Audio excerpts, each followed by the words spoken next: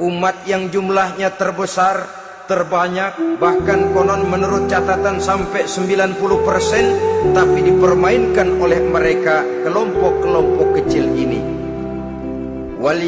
Walyaksifanna fi qulubikumul wahn.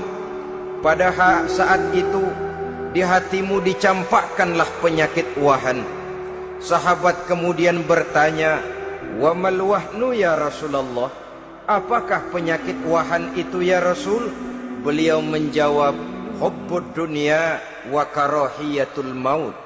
Penyakit wahan itu tidak lain hubbud dunya wa karahiyatul maut. Terlalu cinta kepada dunia dan terlalu takut kepada mati. Materialistis dan takut resiko. Dua penyakit inilah yang menyebabkan walaupun umat ini mayoritas, tapi dipermainkan oleh yang minoritas. Walaupun dia golongan terbesar, tapi nasibnya seperti makanan di atas meja makan. Dari segala macam penjuru mau menghantam dia. Saudara-saudara kaum muslimin yang berbahagia, ini merupakan analisa sosial bahwa pada suatu saat nanti akan terjadi di tengah-tengah umat di mana kita dihantam dan diserbu dari segala macam penjuru. Akidah didangkalkan, peradaban dan kebudayaan dirusak, makanan dan minuman diracuni, pakaian ditelanjangi dan lain sebagainya, sampai kita melepaskan nilai Islam yang kita cintai ini. Kondisi sosial ini satu saat akan datang kepada kita. Demikian analisa dan peringatan dari Rasulullah sallallahu alaihi wasallam. Marilah sekarang kita melihat, adalah benar bahwa di zaman sekarang kita insya Allah tidak akan mengalami perang Badar sehebat yang pernah dialami oleh Rasul dan para sahabatnya. Tetapi sesungguhnya perang yang kita hadapi di zaman sekarang ini tidak kalah hebatnya dengan perang Badar, tidak kurang dahsyatnya dengan perang Uhud, tidak kurang ngerinya dari perang Khandaq. Hanya saja yang kita hadapi sekarang ini bukan ujung pedang, bukan ujung tombak, bukan ujung panah. Yang kita hadapi sekarang ini adalah perang akidah, perang ideologi, perang mempertahankan keyakinan. Yang kalau kita kalah sekarang, kita memang masih beragama. Tetapi anak kita, cucu kita, generasi yang akan hidup 5, 10, 20, 30 tahun yang akan datang, wallahu a'lam bissawab. Islam, saudara-saudaraku, tidak mungkin hilang dari dunia. Tetapi tidak mustahil Islam gulung tikar dari desa kita. Tidak mustahil Islam gulung tikar dari kampung dan kota kita, jikalau kita tidak menjaganya, jikalau kita tidak memeliharanya, bahkan jikalau kita tidak mewariskannya kepada anak-anak kita, generasi yang akan datang. Marilah kita mengingat sejenak bagaimana Islam di Spanyol yang pernah jaya, pernah mewarnai daratan Eropa, dan yang sekarang hanya sekedar tinggal ceritanya saja.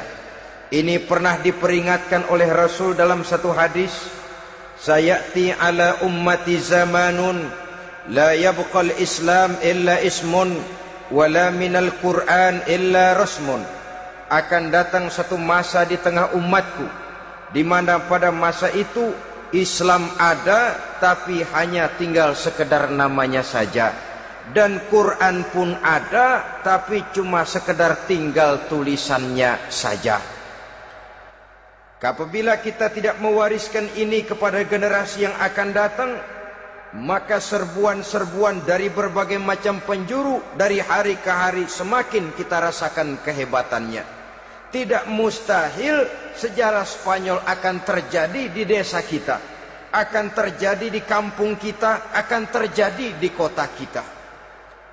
Orang Spanyol kalau mereka cerita kepada anaknya, mereka akan cerita, "Nak, di sini dulu ada masjid." "Kapan, Pak?" Dulu bener dah. Banyak orang Islam kalau hari Jumat pada sembahyang, "Kapan itu, Pak?" Dulu sekali. Sekarang cuma sekedar tinggal ceritanya saja.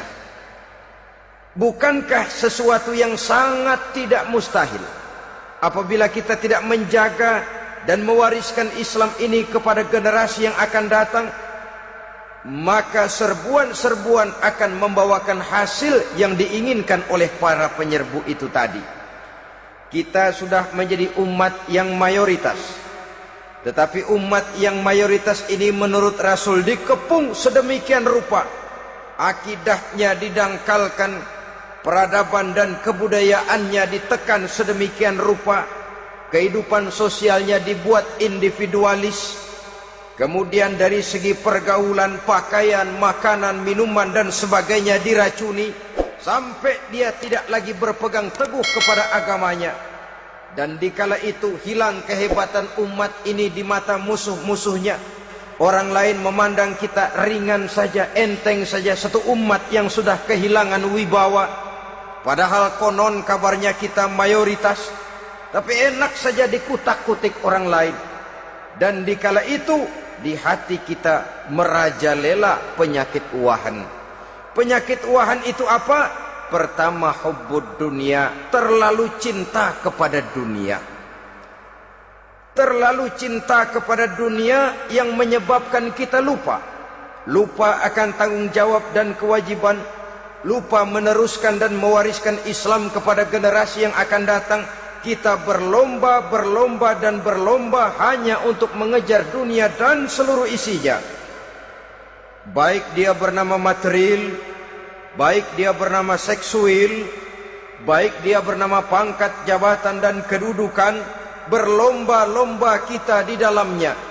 Sampai tercampaklah penyakit hubbud dunia di dalam hati ini. Berurat dan berakar dunia itu, sulit dan berat kita berpisah daripadanya.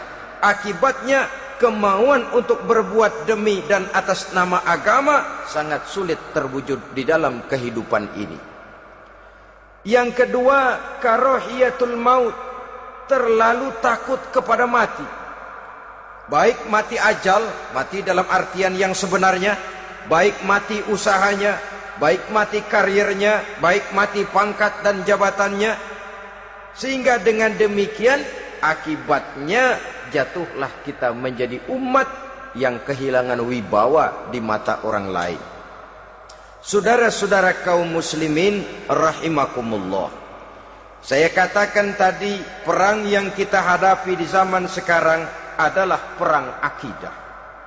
Perang menghadapi peradaban dan kebudayaan yang menghancurkan moral daripada anak-anak kita.